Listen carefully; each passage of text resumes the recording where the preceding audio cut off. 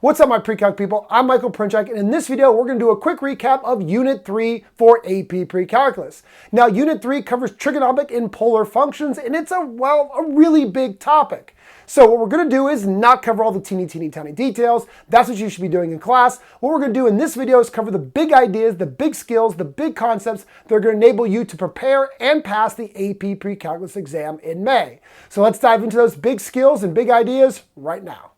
So trigonometry all starts out with a setup like this. Now, all angles start in standard position where the initial side is the positive x-axis and the terminal side stops at a point P on a circle of radius r. So we have an angle that gets created here, and this angle right here has an initial side, that's always the positive x-axis, and it has a terminal side right here, and that terminal side stops at a point. Now, technically, that terminal side goes on forever, but if we stop at a certain radius for a circle, we get a point. And on the rectangular coordinate plane, that is a point x, y. Now, it's important to know that angles can be positive or negative. Positive is an angle that goes in the counterclockwise rotation, and negative angle is any angle that goes in a negative or a clockwise rotation. Now, keep in mind that angles can go around and around and around and around forever and ever and ever, as many times as they possibly want. So there's no limit to what an angle can be, positive or negative. So the domain for theta, or the values that theta is allowed to be, are all values, negative infinity to infinity.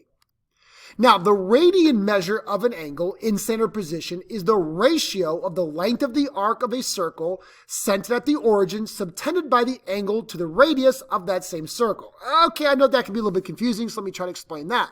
So when we have this setup, when we have a point that is at the terminal side of an angle starting in that standard position, what we do is we create an arc.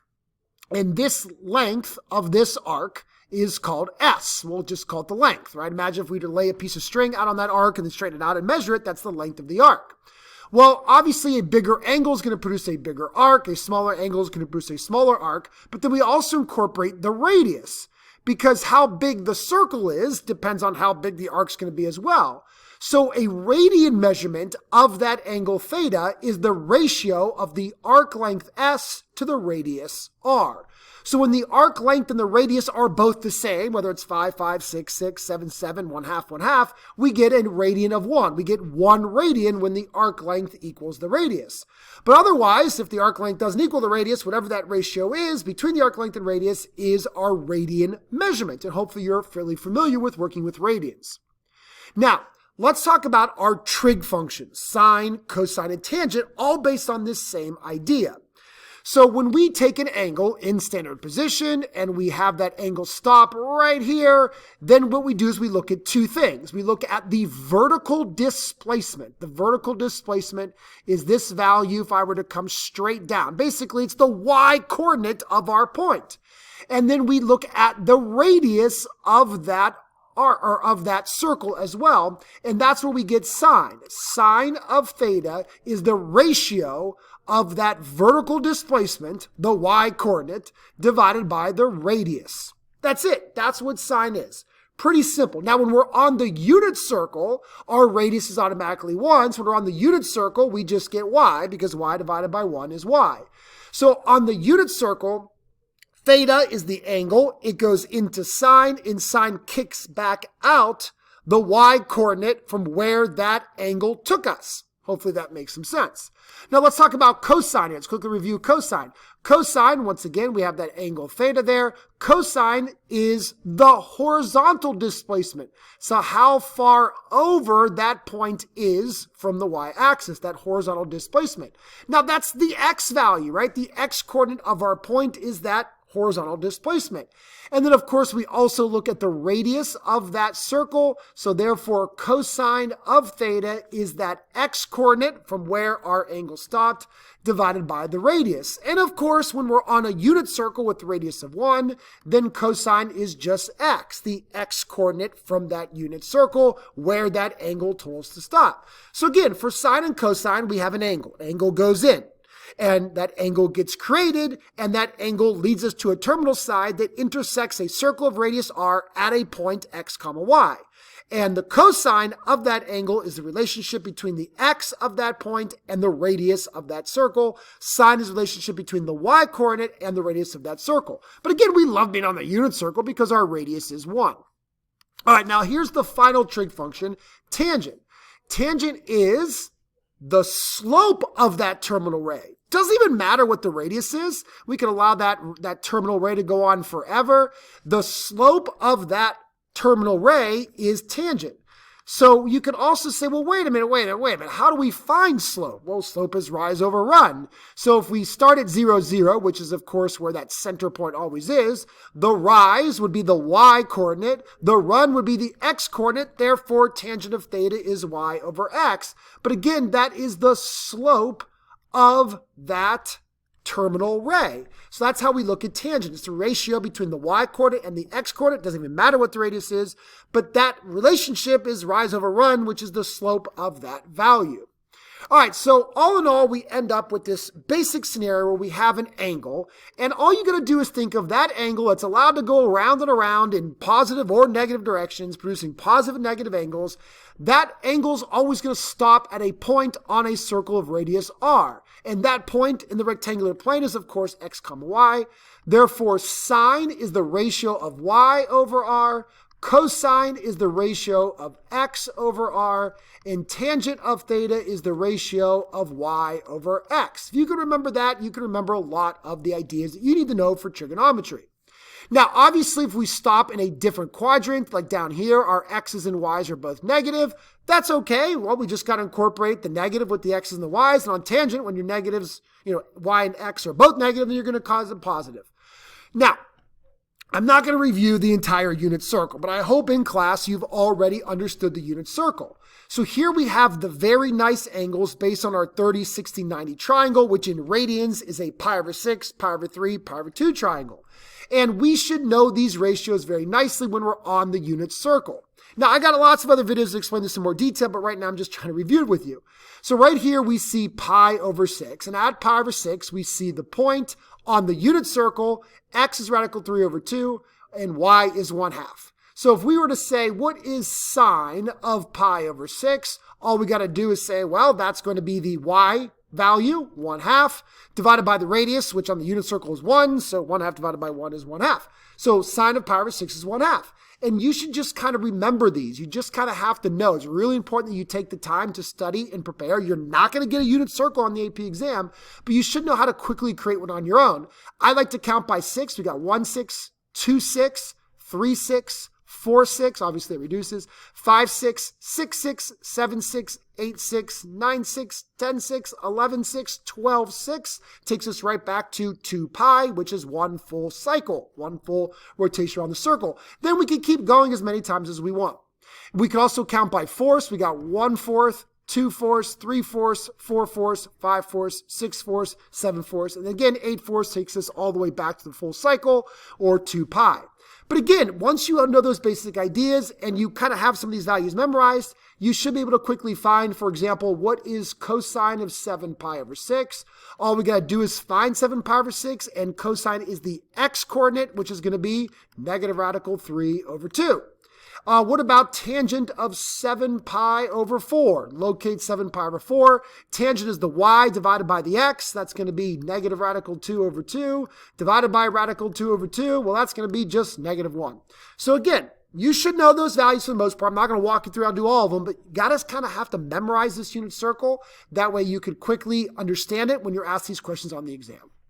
All right, let's start talking about the graphs of sine and cosine. Here is the graph of sine. Now, if we think about it, this graph should make complete sense. So at 0 radians, we start out at a y-coordinate of 0. Go back and look at the unit circle to understand that. Then as our angle starts to get bigger, the y value starts to increase and increase until at pi over 2, which is 1/4 of a circle, we reach the maximum y coordinate of 1. Then as we continue to rotate, our y coordinate starts to drop and get closer to 0 until at half of a cycle or half of a circle, pi radians, we reach a sine value or a y coordinate of 0. Then our angle continues to get bigger, but now our y-coordinate becomes negative and more and more and more negative until at 3/4 of a circle it reaches its absolute lowest point of -1. And then it continues to get bigger and the angle now is still negative. No, the angle's not negative, excuse me, the y-coordinate is negative, but it's rising and getting closer and closer to back to one full complete rotation, 2 pi, and that is of course going to take us back to a value of 0 for our y-coordinate. So this is what we call one full period of sine. Starts at 0, 0, goes up to its max, down to its min, back to 0. And that is one full cycle. So one full cycle we call a period, and the period length is 2 pi for our typical sine curve. Now, we also have something called the amplitude. The amplitude is how much you go up and how much you go down. Now, the amplitude is a distance. So whether we're going up 1 or down 1, it's still a distance. So the amplitude is 1. And then we also have something called the midline. The midline is the halfway point. You know, it's right in the middle. So the midline is going to be y equals 0. And then the amplitude is how much you go up and down from that midline. So the midline is y equals 0. We go up 1 or we go down 1. But again, the amplitude is a distance, so it's positive 1 no matter what. All right, let's take a look at the graph for cosine. Now, cosine's a little bit different. It actually starts at 0 radians. It starts at its max. At 0 radians, the x-coordinate is 1. Then as our angle starts to get bigger, that x-coordinate immediately starts to drop and drop and drop and drop and drop until at pi over 2, 1/4 of the circle, our x-coordinate is 0.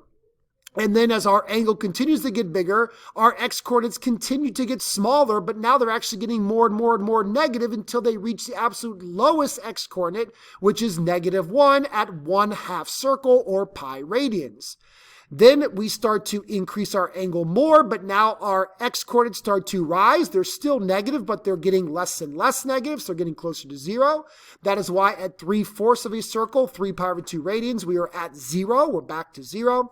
And then we continue to get larger and larger and larger until we come full circle back to 2 pi, back to that x-coordinate of 1. So that's one full cycle of cosine, starting at 1, going down to its min, and then going back up to its max. One full cycle, once again, is the period.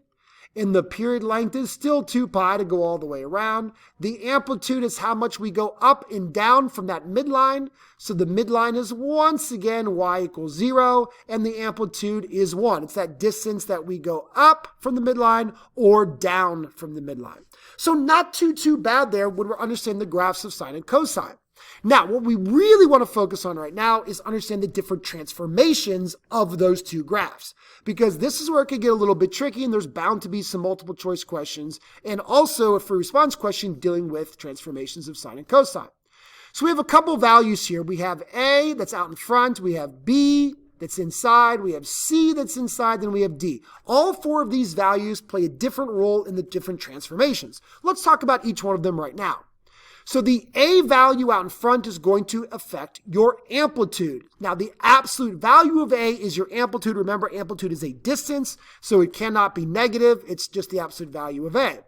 Now, this is a vertical dilation by a factor of A. So if your A value is 2, you're going to stretch vertically by 2. Or if your A value is 1/2, you're going to shrink vertically by 1/2.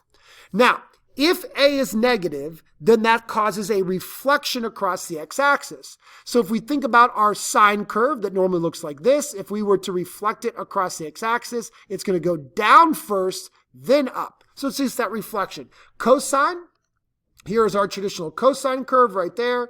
And then if it's a reflection, it's going to start down at its min, go up to its max, back to its min, because if there's an A value that's negative. So again, the A value affects your amplitude. It's going to stretch you up or shrink you in by a factor of A. Pretty straightforward there. All right, let's jump to the D value out in the back. This is going to be a vertical translation by D, meaning that this is going to vertically slide you up or slide you down. A positive D is going to go up, a negative D is going to go down. Now, this will affect your midline as well, because remember, your midline traditionally starts at y equals 0, but if you move the whole graph up 3, for example, your midline is now y equals 3. If you move your whole graph down 5, then your new midline is going to be -5. So y equals D is your midline, but transform it, think about transformations. This is a vertical translation by D. All right, next up we have the B value. This is the one that causes the most confusion with kids, so let's spend a little bit of time on this one. This is going to be a horizontal dilation by a factor of 1 over B. Okay, so it's kind of weird. When you have that A value in front, that's a vertical dilation by a factor of A, but on the inside, we have a horizontal dilation. It's not by B, it's by a factor of 1 over B. So now, graphically speaking, this is going to change our period length. It's either going to stretch it out, make it bigger, or shrink it and make it smaller. Now, the most important thing you need to know here is the formula to find the period length. You take 2 pi, that's the original period length of a traditional sine or cosine graph, and you divide it by the absolute value of b. This is going to tell you what your new period is. Now, this is why when you have a b value of 1/2, that's actually going to stretch you and make you have a bigger period. Because when you divide by a fraction, you multiply by the reciprocal, it's going to make you bigger. And again, that all goes back to this idea that it's actually 1 over b. So if your b value is 1/2, you're actually multiplying by a factor of 2. 1 divided by half is 2. Hopefully you understand that. All right, so a lot going on there, but just understand that b value directly affects your period length. 2 pi divided by the b value is how you find your period length.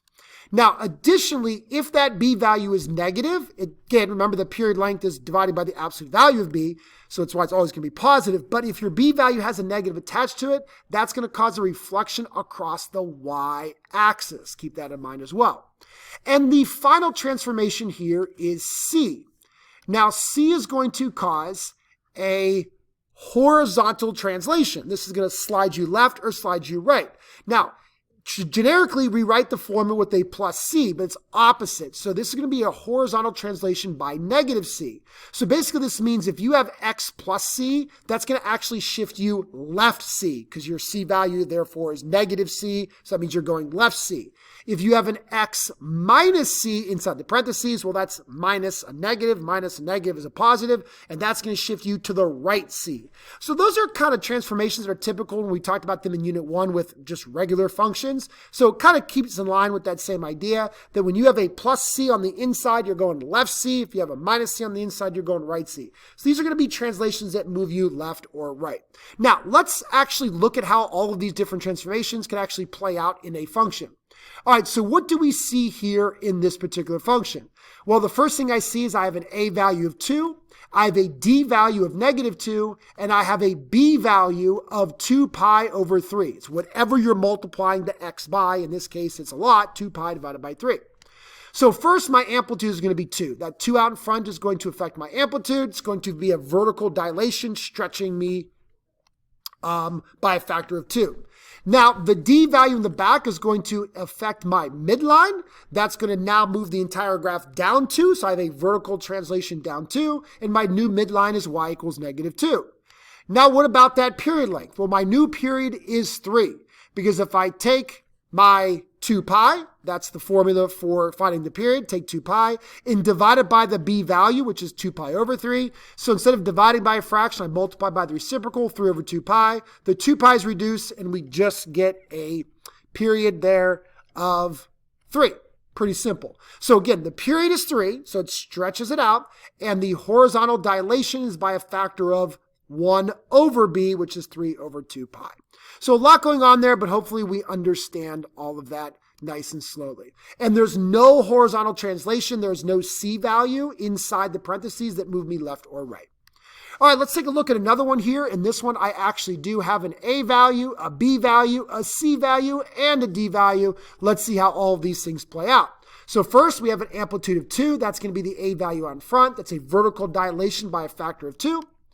Then we have a midline of y equals negative 3. The minus 3 on the outside, move the whole graph down 3. That's a vertical translation down 3.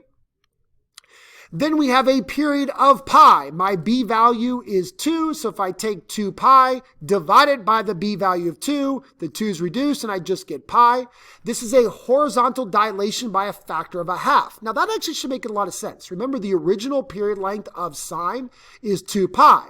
And if I'm literally understanding that the horizontal dilation is by a factor of 1 over b, which is 1/2, that's going to cut into my period of 1/2, and 1/2 of 2 pi is 1 pi. So it should make complete sense as to why my period is pi. Now we also have a horizontal translation here, left pi over 2, because I have a plus pi over 2 for my c value, and that's going to cause me to have that horizontal translation, left pi over 2. So a lot going on there, but please make sure that you understand how to identify these characteristics based on looking at the functions. It's really going to come in handy on the multiple choice especially. All right, let's work backwards. Let's actually look at some graphs and try to identify the function that created these graphs. All right, so here is a function that's clearly a periodic function, sine or cosine. Now, the cool thing is that every periodic function, sine or cosine, could be written as sine or cosine. It all depends where you look. So what I tell students to do is this. Find one full period. Whether it's sine or cosine, it doesn't even matter. Find one full period. So the first thing that jumps out to me is right here. I see one full period right here. Now, this is going to be a sine curve, right? Because it starts at the midline. So wait a minute, it starts at the midline? Yeah, locate the midline. The midline is going to be halfway between the min and the max. So the min is down here at 1. The max is up here at 15. 1 plus 15 is 16. 16 divided by 2 is 8. So we see we have a midline right there at 8. That's going to be my d value. So my d value is going to be 8 because my midline is at y equals 8. Now, the amplitude is how far you go up and down from that midline. So from 8, I go down 7 to get to 1, or I go up 7 to get to 15. So there's my amplitude or my a value.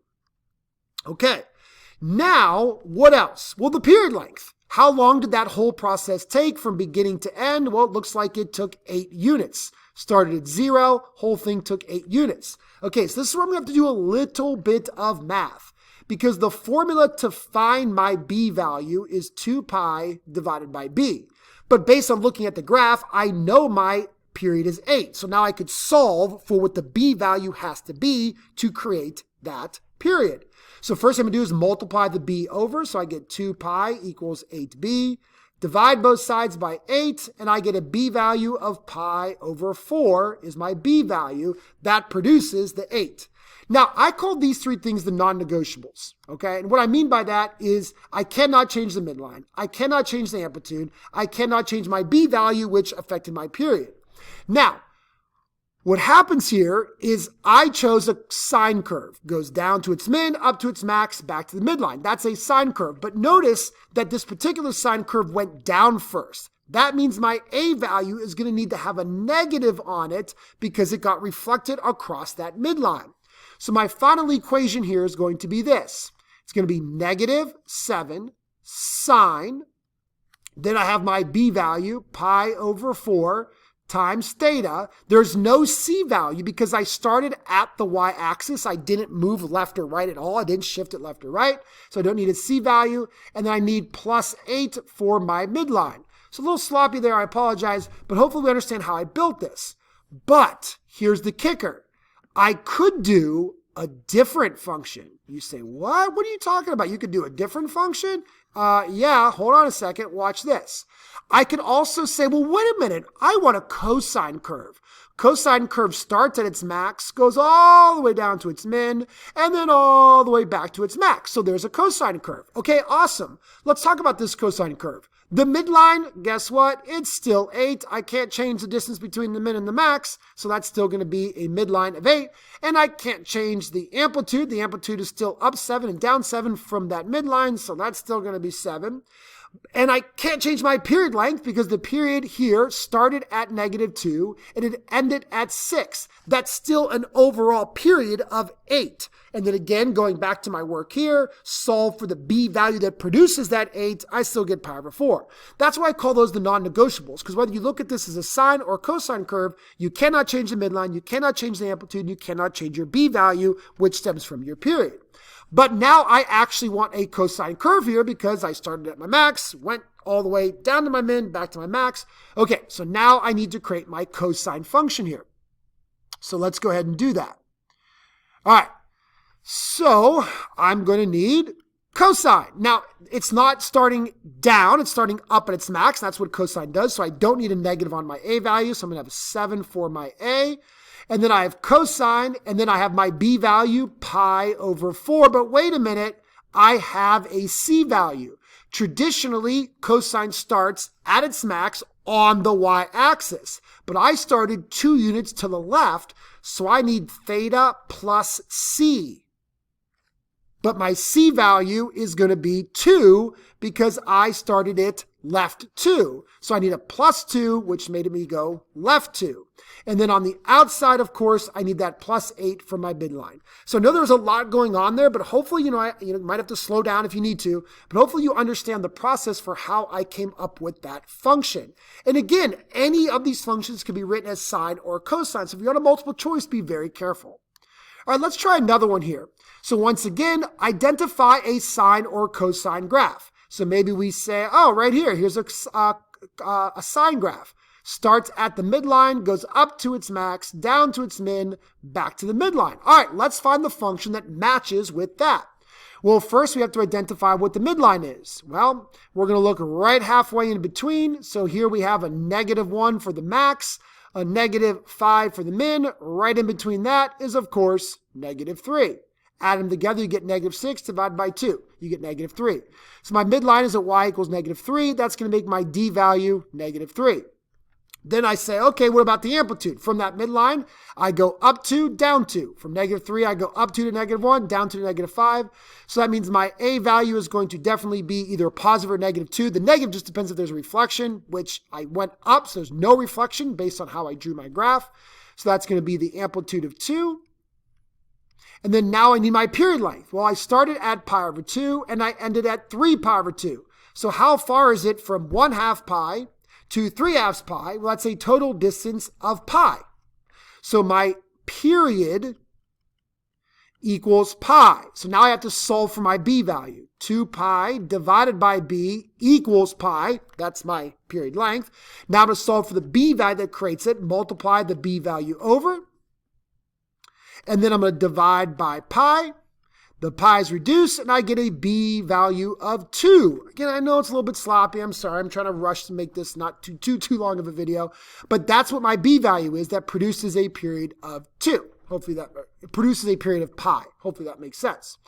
All right, so now the final thing I did is, do I need a c value? Well, in this situation, yes, because I'm not starting on the y-axis. I chose to start over pi over 2. I started to the right, pi over 2. So when I go to write this sine function, I need a 2 sine, and then I need my b value, which is 2. And then in parentheses, I need x plus pi over 2. The plus pi over 2 is going to cause me, oh, actually, I'm wrong on that. I'm so sorry. I need a minus pi over 2 because I want to start right pi over 2. I went to the right pi over 2. And on the outside, I need my amplitude, which is down 3, so a -3. So again, a lot going on there. Hopefully you learned all about this in class already. I'm just doing a quick review of it. So you're like, oh yeah, I already get all this. And that's kind of the goal is for me to just quickly go over it so you can understand. But again, don't hesitate. I could have said, oh, I want to use this cosine graph starting at the max, going to its min, back to its max. Then you could rearrange everything, but won't change is the midline, the amplitude, and your period length. Those are the non-negotiables. They can't change. But now you're going to use cosine, and you're going to need it to go left pi over 4 to cause that horizontal translation. Let's switch gears and talk about inverse trigonometric functions now. So here's the idea. We all know what sine of x is, right? X is an angle. It's an angle. There's infinite angles that could go into x. And then the output for sine is the y coordinate from the unit circle. Okay, we all know that. We all love that. So if we pull the old switcheroo, which is going to cause an inverse, switching our inputs and outputs, we get the inverse sine, which is sine with a little -1. That's a symbol for sine inverse.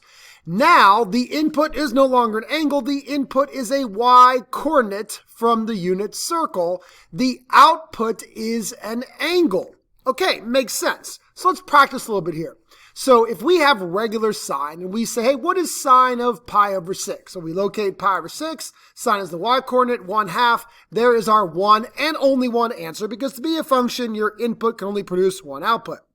But if we use a sine inverse, we run into a problem. If we now take that y-coordinate of 1/2 and we plug it into sine inverse, we say, okay, well, gosh, there's infinite angles that have a y-coordinate of 1/2. First off, just looking at the picture of the unit circle from 0 to 2 pi, we got pi over 6, we got 5 pi over 6. They both have y coordinates of 1/2.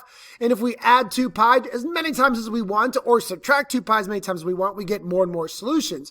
But it's no longer a function if one output leads to multiple outputs, or excuse me, one input leads to multiple outputs.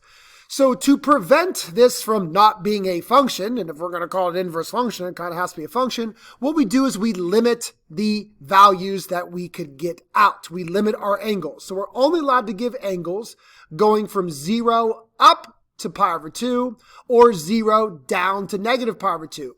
So we cause a limit, or not a limit, excuse me, we limit our outputs from negative pi over 2 to positive pi over 2. Therefore, we're only going to get one answer. The only answer we're going to get here is pi over 6, because in that interval from pi over 2 to negative pi over 2, the only time we see a y coordinate of 1/2 is at pi over 6. So that's what we have to do for sine inverse to make sure that we are creating a function. Let's look at 2 more examples here. So the inverse sine of radical 3 over 2. So again, we're looking only from negative pi over 2 to positive pi over 2. And we say, where do we see a y coordinate of radical 3 over 2? Right there at pi over 3. That's the output. Input was the y coordinate. Now the output's the angle. Simple. What about sine inverse of negative 1/2? Well, right here we see a y coordinate of negative 1/2. And some people would say, oh, the answer is 11 pi over 6. The answer is not 11 pi over 6. Don't even think about putting that, because 11 pi over 6 says let's go all the way past pi over 2, past pi to 11 pi over 6. But we're not allowed to do that. Remember, the restriction on inverse sine in order to allow us to be a function is from negative pi over 2 to positive pi over 2.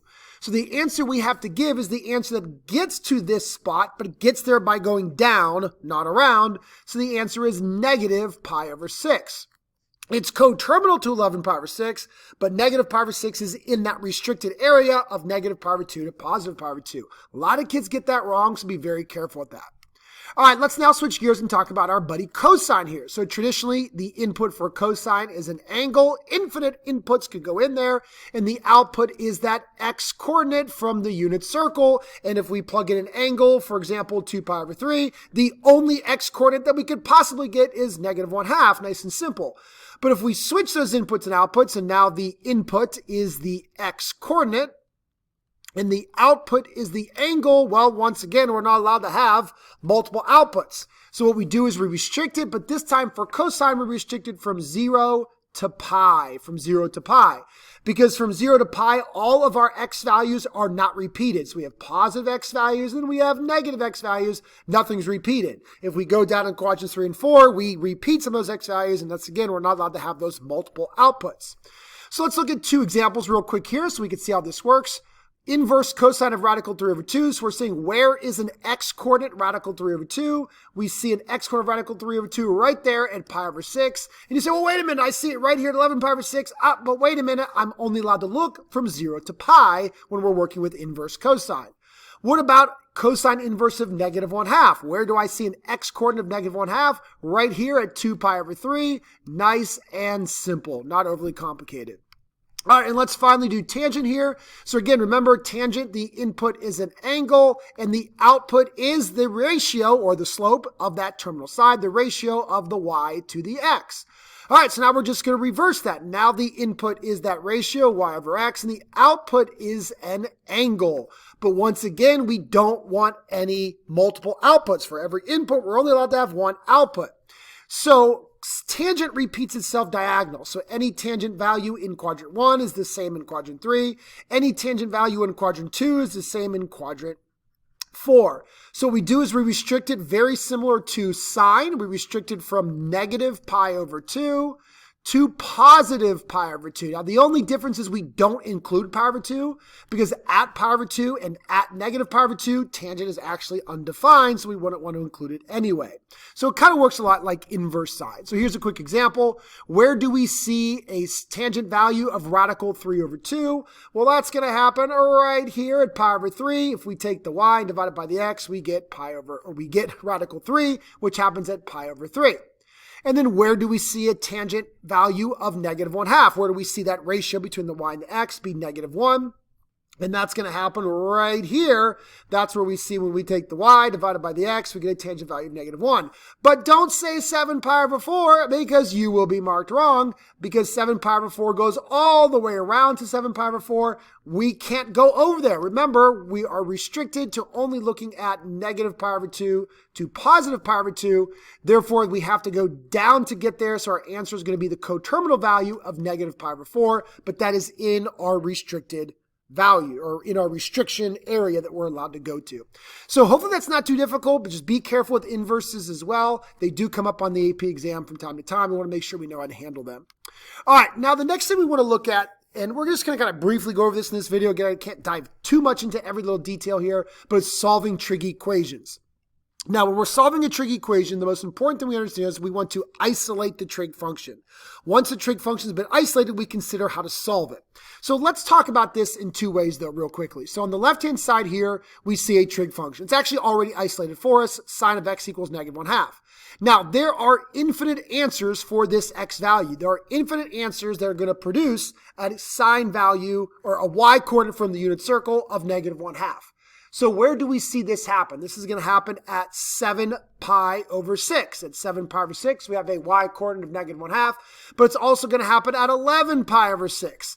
But there are millions and millions of more answers because anytime we add or subtract a full circle to these values, we're going to get another iteration of that same coterminal angle that produces that same y coordinate of -1/2. But if we were to pull the old switcheroo using an inverse, now the moment you are having an inverse, as we just got done talking about, then you only got one answer. Sine inverse of -1/2, the only one answer that could ever be to this problem, as we just talked about, is going to be negative pi over 6. At negative pi over 6, we have our y coordinate of -1/2, and because we're using inverse sine, we can only have that one answer. So when you have that inverse, you see it, you can only have one answer. When you don't, you could have multiple answers, infinite answers, in fact, when you have to think about that. So let's dive into that just a little bit more deeper here. So this is where you really want to read the directions. If the directions say to only give solutions from 0 to 2 pi, well, then you just got to consider one full circle, 0 to 2 pi. And just as we just mentioned, on the unit circle, this is going to happen at 7 pi over 6. That's where the y coordinate will be -1/2. And it's also going to happen at 11 pi over 6. Those are the two answers from 0 to 2 pi that produce that y coordinate. But if we want all solutions, not just a couple, like all of them, we have to make a slight adjustment here. Now, we know that anytime we add 2 pi, we're going to get another answer. And we're going to add it k times. And that k just represents an integer. I can add 2 pi 1 time, 2 times, 3 times, 4 times, 5 times, 6 times, as many times as I want. I'm going to get more and more answers. But since k is an integer, it can also be negative, which means I can subtract 2 pi, subtract 3 pi, or excuse me, subtract 4 pi, subtract 6 pi, and get more and more answers. So to represent all answers, there's infinite of them. I can't possibly write them all. We write 7 pi over 6. That's the first answer we see. And then we add 2 pi k, where that k is an integer value that allows us to add 2 pi or subtract 2 pi as many times as we want. And then I have to do the same thing with the 11 pi over 6. I have to add 2 pi k. And again, that k is a positive or negative integer that allows me to go around the unit circle as many times as I want, producing more and more answers. So really read the directions. Do we want all solutions, or do we just want solutions from 0 to 2 pi? All right, now the other thing we got to be careful of when we're solving is what happens when there's a value inside the parentheses like this. Well, okay, we just kind of think of that as our angle. I know right now it's 3x, but just think of it as our angle. So that angle, which right now is called 3x, needs to equal 7 pi over 6. Once again, if that angle, 7 pi over 6, sine of 7 pi over 6, produces a y coordinate of -1/2. Or that angle could also be 11 pi over 6, as we just got done discussing. But now, because the x value has a 3 next to it, now we just have to do a little bit more solving. But we can't do anything with that 3 until after we figure out what the angle is. Now I could go ahead and multiply both sides by 1/3. And I get a final answer for x as 7 pi over 18. So if I plug in 7 pi over 18, it times it by 3, changes to 7 pi over 6, then sine of 7 pi over 6 is -1/2. Same thing over here. I'm going to multiply by 1/3, multiply by 1/3, and we get x equals 11 pi over 18 for our second answer. So please be very, very careful with that. Hopefully that's not too difficult. And here's another one involving square roots. Oftentimes, a lot of kids say, I don't know what to do with the square there. Remember, the goal is to isolate the trig function. Always isolate that trig equation. So I need to get sine. I don't want sine squared. So how do you get rid of a square? Take a square root. All right, so when I do this, the two important things I have to keep in mind. First, when you create a square root through the solving process, you got to put a plus or minus. Now I got to deal with the square roots. Well, the square root of 1 on top is 1. The square root on the bottom is 2. Now, you might not think that looks familiar, but if we rationalize the denominator, multiplying top and bottom by radical 2, we get plus or minus radical 2 over 2, which every single one of you should easily recognize from a very easy value on that unit circle. So if I make a quick glimpse of that unit circle, that's going to happen at pi over 4, 3 pi over 4, 5 pi over 4, or 7 pi over 4, because I'm allowed to be positive or negative. That means I'm going to have 4 answers. So the answers are pi over 4, 3 pi over 4. At those two places, it's positive radical 2 over 2. Then I have 5 pi over 4, and then I also have 7 pi over 4. And then if it asks for all solutions, I would need to take those values and add 2 pi k to every one of them to represent the fact that there could be multiple solutions. All right, now let's dive into the trigonomic identities. Trigonomic identities, is a big topic, but there's a lot in it, so I'm going to try to go over as much as I can here, as briefly as I can. But why do we need the trigonomic identities? First, we use them to help simplify or rewrite trigonomic functions. In fact, on the fourth FRQ, you're going to be asked to use the trigonomic identities to take a trigonomic function and rewrite it in simpler forms. That's why we need these identities. And they're also used to help us solve advanced trig equations, because sometimes we're trying to isolate that trig function, as I just got done talking about. We might need the identities to make that a little bit easier. So let's briefly go over the identities. The first, we have the reciprocal identities. These are the pretty easiest ones to memorize. So we have sine equals 1 over cosecant, cosecant equals 1 over sine, cosine is 1 over secant, secant is 1 over cosine, tangent is 1 over cotangent, and cotangent is 1 over tangent. Now, these are pretty easy to memorize as long as you remember sine and cosecant go together, cosine and secant go together, and tangent and cotangent go together. Then we have the quotient identities. Tangent is sine over cosine. Remember, tangent is y over x, but sine is y and cosine's x. Therefore, tangent sine over cosine. Cotangent is cosine over sine. And then we have the most famous one, the Pythagorean identity. Now, the main Pythagorean identity, the one you need to know, is cosine squared plus sine squared equals 1. But note that this could be manipulated in many ways. For example, I could subtract sine squared over, and I get cosine squared of theta equals 1 minus sine squared of theta. That's just another version of the Pythagorean identity. I could also subtract 1 over to the left side, subtract a cosine over to the right side, and I get sine squared of theta minus 1 equals negative cosine squared of theta. Again, the point is there's multiple different ways that I could morph that around and have a different Pythagorean identity, all stemming from the same Pythagorean identity. But the Pythagorean identity also leads to 2 more identities. 1 plus tangent squared equals secant squared, and cotangent squared plus 1 equals cosecant squared. Now, there's not going to be a formula sheet on the AP exam that's going to have these on it. You are going to be expected to remember them, but they're not too difficult. Just spend some time making note cards of them, going over them, and kind of, laying in bed at night before the exam, studying them, and I think you'll be okay. But these identities are definitely going to come up a lot, and they're definitely going to be used. All right, next up we have the double angle identities. This is when we have a double angle inside of our sine or inside of our cosine. Now for sine of a double angle, we have one pretty easy formula, 2 sine of theta, cosine theta, not overly difficult to remember. But for cosine of a double angle, we actually have 3 options. Not one of them is more correct than the other. We just have 3 different identities that all are the same. 2 cosine squared of theta minus 1. 1 minus 2 sine squared of theta, or cosine squared minus sine squared. So make sure we utilize all of these identities. Again, make note cards, do something that you could kind of study with these to remember those different identities. And then finally, probably the hardest ones to remember, but honestly, from what I've seen, these aren't going to come up a ton. I mean, I'm not going to say they're not going to be on the AP exam at all, but you never know. But these are the harder ones to memorize. These are the sum and difference identities. So this is when you're adding 2 angles inside of sine or cosine. So here are those formulas. I'm not going to read them to you. You could see them, but you just got to memorize them. And then for a difference, this is subtracting 2 angles inside of sine or cosine. So just a couple things that I kind of use to help remember these. With cosine, it's always cosine, cosine, sine, sine, cosine, cosine, sine, sine. That's kind of easy to remember. But the tricky part is if you're adding, you subtract, or if you're subtracting, you add. So don't, gonna mess that up a little bit. That's easy to get confused on. And then when working with sine, it goes sine, cosine, then it alternates cosine, sine, switching the angles. But the good news is if it's plus, it's plus. If it's minus, it's minus. It kind of holds true what it's supposed to. So these formulas, again, honestly, I haven't seen a ton of them in use. There might be like one multiple choice question that could possibly come out of this. And if you don't have them memorized, then maybe you get it wrong. But, put them on note cards, spend some time trying to memorize them. All right, that's a lot of information on trigonomic identities. I know that. I mean, there's just countless examples, so I'm not going to do a ton of examples in this video. I have other videos that you can watch that go over the use of trigonomic identities. But again, we use them to simplify trig functions or to help us solve some more difficult trigonomic equations. Now, one last thing I want to leave you with before we move away from trigonomic identities. If you are trying to reduce, simplify, manipulate a trigonomic function by using the identities, I have two kind of tips.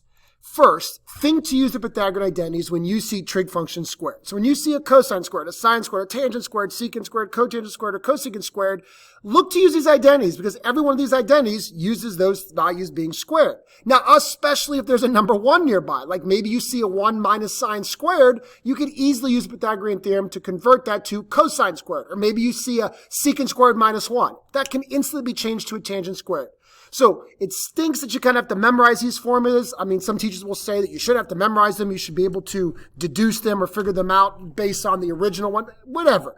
You need to know them. But if you see something squared and a 1 nearby, look to use these trigonomic identities. That's probably going to be where you want to go. Now, my second big tip is this. If all else fails, look to convert all of your trig functions to either sine of x or cosine of x. For example, a tangent can be turned into sine of x over cosine x, or a secant can be turned into 1 over cosine.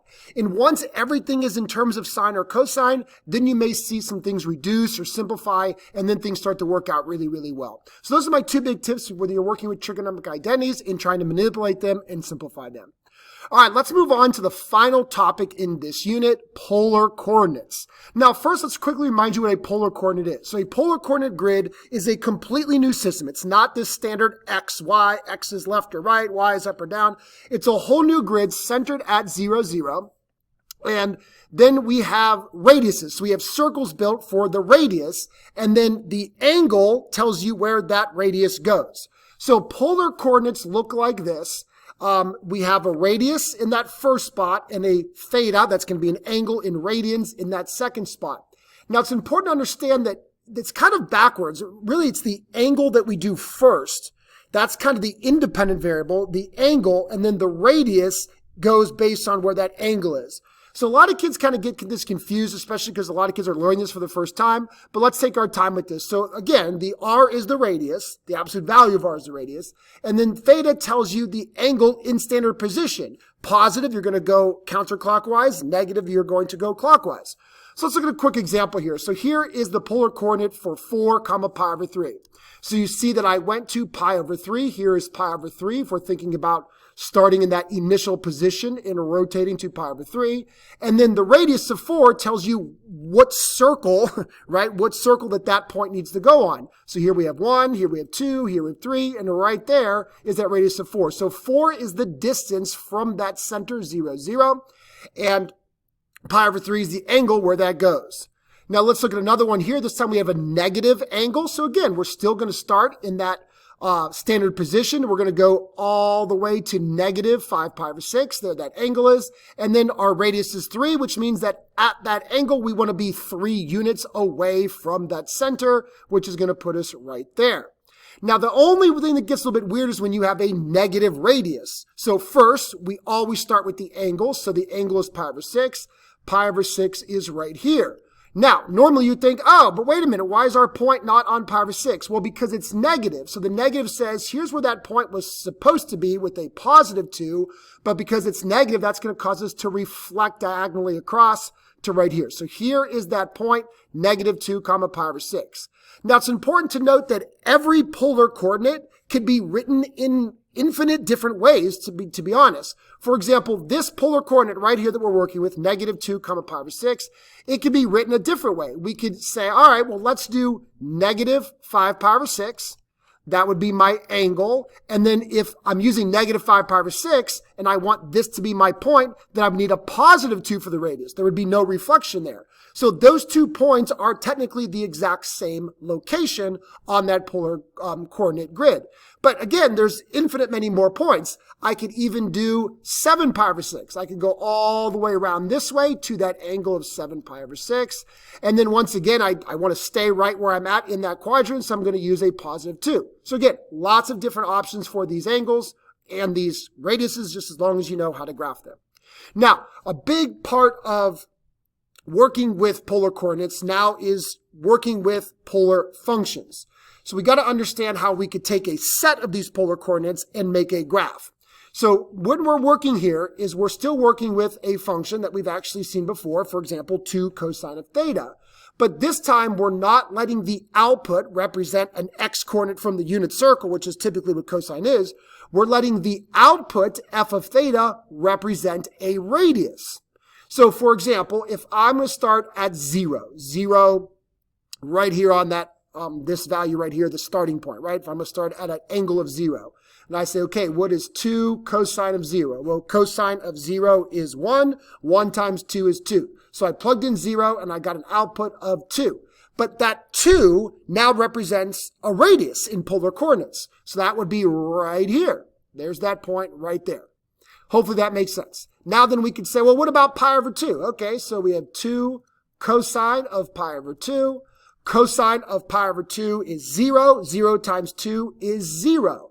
But that 0 represents a radius. So at pi over 2, we're looking right up here. Everybody knows where pi over 2 is. The radius is 0. That's going to put us right here. And then let's just do one more. What about pi over 3? So we have 2 cosine of pi over 3. And cosine of pi over 3 is 1/2. So 2 times 1/2 is 1.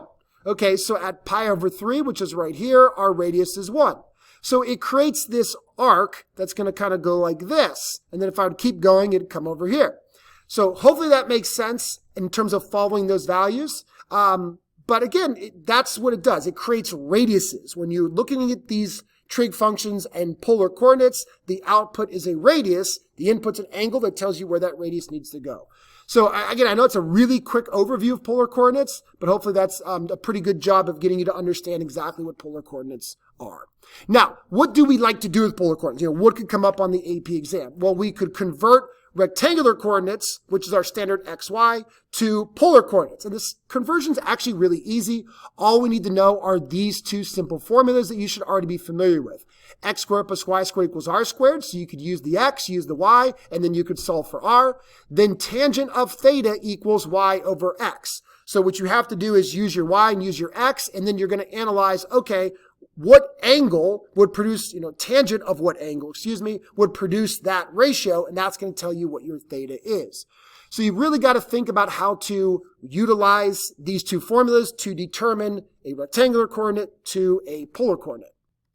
So for example, if we have 5, -5 in rectangular coordinates, we want to convert it. The first thing we're going to do is we're going to find r doing x squared plus y squared equals r squared. So x squared is 25. Y squared is also 25 equals r squared. That's going to be 50 equals r squared, square root. And we get the square root of 50 is 25 times 2. That's going to be 5 radical 2 equals r. Now, r could be positive or negative, all depending where you want to be. So we'll think about that in a second. But the next thing we got to do is figure out what theta is. So we have tangent of theta equals y, -5, over x, +5. That's -1. So now I'm thinking, okay, where is tangent -1? Oh, that should be one you guys are pretty familiar with. Tangent is -1 at 3 pi over 4 or at 7 pi over 4. Okay, so then what I got to do is I got to think about where is the point 5, -5. So I think about rectangular coordinate. If we go right 5 and then down 5, it's going to be somewhere down here. Now, that would be a perfect match with 7 pi over 4. So if I have my radius be 5 radical 2, and then my angle be 7 pi over 4 in polar coordinates, that would land me right there. Again, think of that angle, 7 pi over 4, and then radius of 5 radical 2. But I could also use the 3 pi over 4. I could use the 3 pi over 4 if I wanted to, but that's in quadrant 2, so I would therefore need to make my radius negative to reflect me back into quadrant 4, where clearly my original point was. So those would be 2 different answers that both would represent that rectangular coordinate. All right, next up is converting converting polar coordinates, r comma theta, to rectangular coordinates. This is also fairly simple. All we have to do is use these two equations. We are going to know r, we're going to know theta from the point, and all we got to do is do r times cosine of theta, and that's going to produce our x, r times sine of theta, and that's going to produce our y. I mean, it's really, really that simple. So, for example, if we have a polar coordinate of 3, pi over 6. And I say, okay, what's the rectangular coordinate? Well, to find my x value, I'm going to take the radius 3, multiply it by cosine of pi over 6. And cosine of pi over 6 is radical 3 over 2. So we get 3 radical 3 over 2 for my x. Y is going to be the r value, 3 times sine of pi over 6. Sine of pi over 6 is 1/2. So I have 3 times 1/2. That means my y value is 3/2. So my rectangular coordinate would be 3 radical 3 over 2, comma 3/2. I mean, it's really that simple. It's so easy to convert them. All right, the last thing we want to talk about is polar graphs. Now, here's what I know so far, and I'm not 100%, so don't quote me on all this, but there's not going to be a ton of polar graph questions on the exam. Definitely not any of the FRQs, but could come up on a multiple choice. So I just want to quickly talk about different polar graphs so you could kind of recognize them. Now, there are multiple different families of polar graphs, but the first ones we have are circles. Now, circles are going to be produced when we have a times cosine of theta or a times sine of theta. Now, a is going to determine the radius of your circle. And then theta, well, let me say this. Cosine is going to be a circle surrounding the x-axis. If a is positive, it's going to be surrounding the positive x-axis. If a is negative, it's going to be surrounding the negative x-axis. If you have a sine theta, and if a is positive, you're going to be surrounding the positive y-axis. If a is negative, you're going to be surrounding the negative y-axis. That's kind of easy way to determine those two values there. Not too bad. Then we have a family called lemmasons. These are a whole family, all different types of really cool polar graphs, and they are all going to be based on a plus b cosine of theta or a plus b sine of theta. Now, to determine the different type of lemmason you are, all you need to do is consider the ratio of a over b. That ratio is going to determine what type of graph you are. Now, I'm going to give you some more details when we look at these graphs.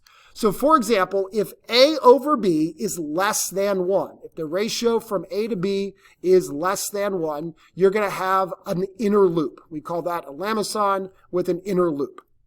Now, what that looks like is exactly what these pictures look like. We see like a circle, but then it kind of gets looped in.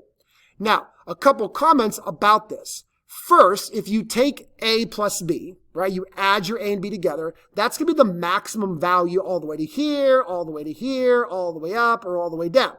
Now, how do I know if I'm going left, right, up, or down? Well, cosine goes left or right. If b is positive, it's going to go to the right. If b is negative, it's going to go to the left. Sine goes up or down. If b is positive, it's going to go up. If b is negative, it's going to go down.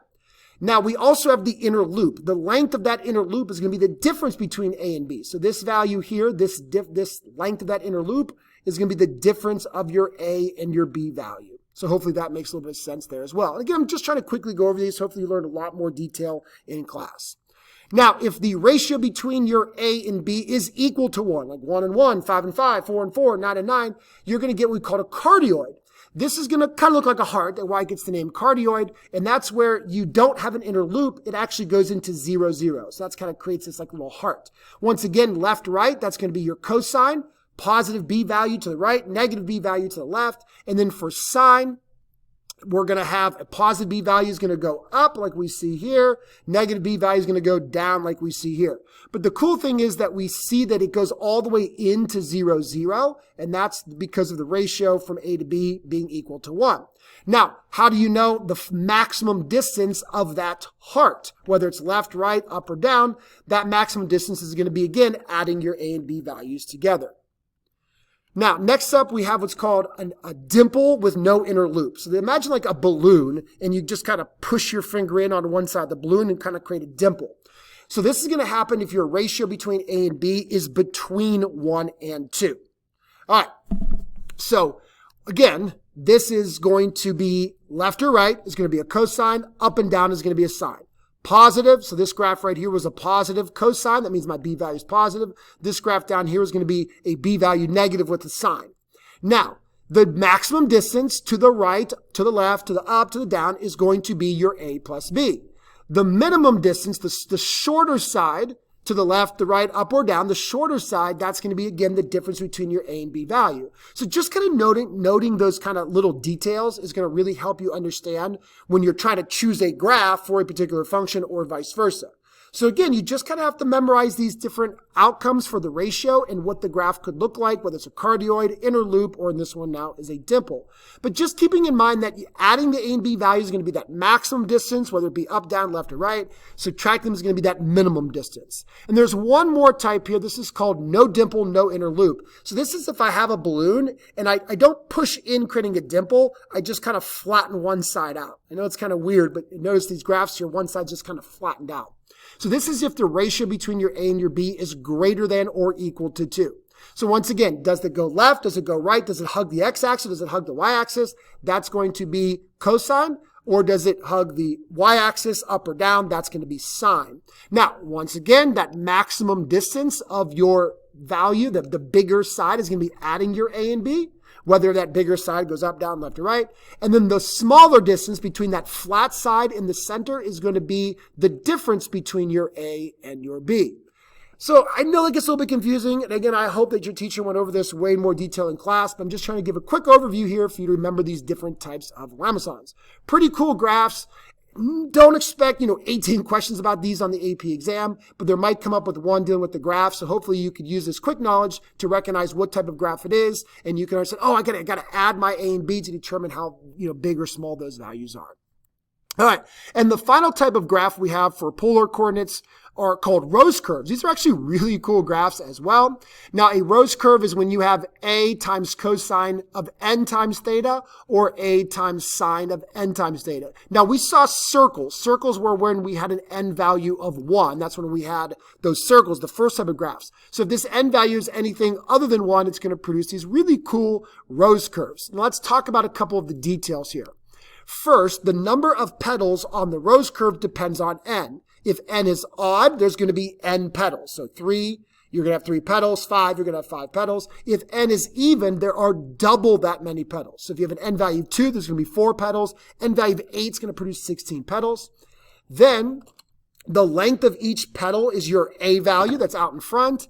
Now, a sine rose curve will never have a petal on the x-axis. So if you're looking at the graphs, that's how you could know if it's a sine or a cosine.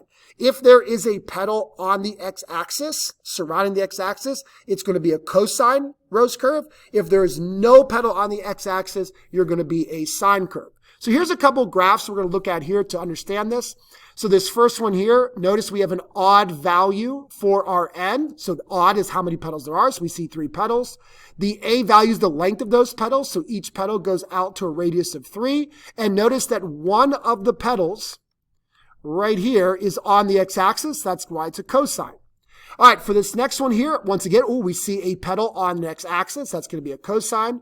We have an odd value for n, so that's going to be 5 petals, and we see 5 petals, and the length of each one of those petals is going to be 4. Now, for the sine ones over here, notice we don't see any petals on an x-axis.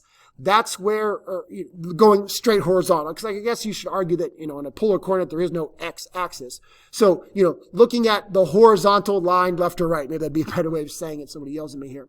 But here we see 3, so 3 petals, 7, so 7 petals, 5 and 3 are the lengths of each of those petals. But again, those are sine because there's no petal going straight horizontal left or right.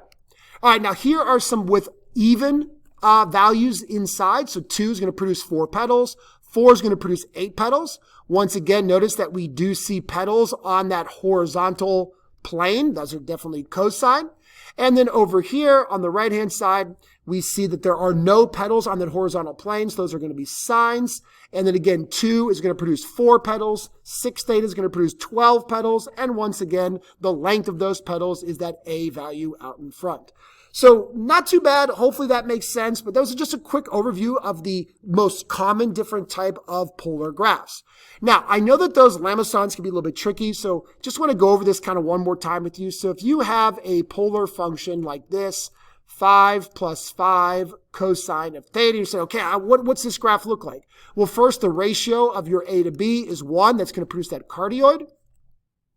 And it's cosine, and with a positive b value, so that it's a positive cosine, so that means it's going to go to the right. Now, 5 plus 5 is 10, so that means that max distance all the way over here is 10, and 5 minus 5 is 0, which is why it's going to curve in all the way to 0, and then all the way back out there. And I know that is a terribly ugly graph, but that's going to at least allow you to choose the graph that's correct based on what you see there for that lambda there.